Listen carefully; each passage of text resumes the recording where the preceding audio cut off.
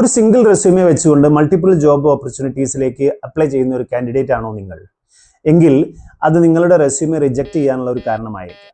കാരണം ഓരോ കമ്പനിയുടെയും സെയിം ജോബ് റോളുകളിലേക്കുള്ള ജോബ് ഡിസ്ക്രിപ്ഷൻ ഡിഫറൻ്റ് ആയിരിക്കും.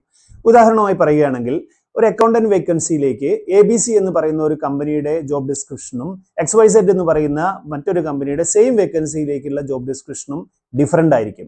ഓരോ എംപ്ലോയേഴ്സും റിക്വയർ ചെയ്യുന്ന കുറേ സ്കിൽസും എക്സ്പീരിയൻസും അതേപോലെ അച്ചീവ്മെന്റ്സും എല്ലാം ഡിഫറൻ്റ് ആയിരിക്കും. അതുകൊണ്ട് തന്നെ നമ്മൾ ഓരോ തവണ അപ്ലൈ ചെയ്യുമ്പോഴും ഓരോ ജോബ് ഡിസ്ക്രിപ്ഷൻ അനുസരിച്ച് നമ്മളുടെ റെസ്യൂമെയിൽ ടൈലറിങ് നടത്തേണ്ടതാണ്. അങ്ങനെ വെൽ ടൈലേർഡ് ആയിട്ടുള്ള ജോബ് ഡിസ്ക്രിപ്ഷൻ അനുസരിച്ച് വെൽ ടൈലേർഡ് ആയിട്ടുള്ള ഒരു റെസ്യൂമെയാണ് നിങ്ങൾക്ക് ഒരു കൺവേർഷൻ ഉണ്ടാക്കി തരുന്നത്. എന്ന് വെച്ചാൽ നിങ്ങൾ ഓരോ തവണ അപ്ലൈ ചെയ്യുമ്പോഴും ജോബ് ഡിസ്ക്രിപ്ഷൻ ശരിയായ രീതിയിൽ പഠിക്കുകയും ആ ജോബ് ഡിസ്ക്രിപ്ഷനിൽ വെച്ചിട്ടുള്ള റിക്വയർമെന്റ്സ് മീറ്റ് ചെയ്യുന്ന രീതിയിലുള്ള സ്കിൽസും എക്സ്പെർട്ടീസും നിങ്ങൾക്കുണ്ട് എന്ന് നിങ്ങളുടെ റെസ്യൂമെയിൽ നിങ്ങൾ ഡെമോൺസ്ട്രേറ്റ് ചെയ്യുമ്പോഴാണ് നിങ്ങളുടെ റെസ്യൂമെ ആക്സെപ്റ്റ് ചെയ്യപ്പെടുന്നതും സെലക്ട് ചെയ്യപ്പെടുന്നതും.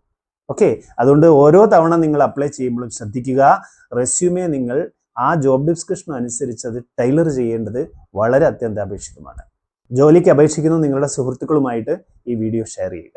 ഓക്കെ.